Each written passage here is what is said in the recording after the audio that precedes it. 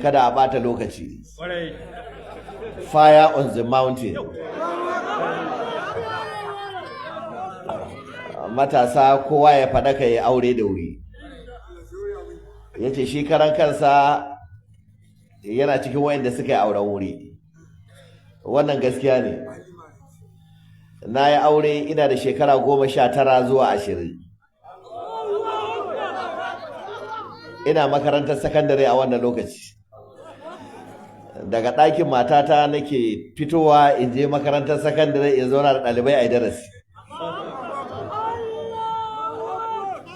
Har zuwa lokacin da na rubuta wayen.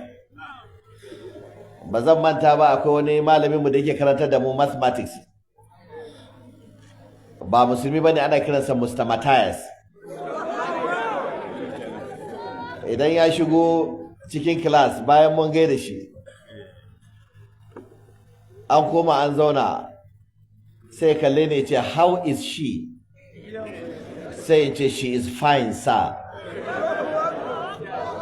Aji sai a kwashe da dariya gaba daya. Ɗalibai abokaina da dama sun kare a wannan lokaci, cewa ta faru ta ƙare, an yi wa mai dame ɗaya sata. Tunda na kuskure ne aure ba zai yi karatu ba. To amma auren bai hana a yi karatun daidai gwargwadon abin da Allah ya kaddara za a samu ba. Kuma duka abokanan nawa da suka ƙi yin aure a lokacin, saboda tsoron wahalar duniya da tsoron talauci, dukansu yanzu aka tattaro musu zan iya rike su.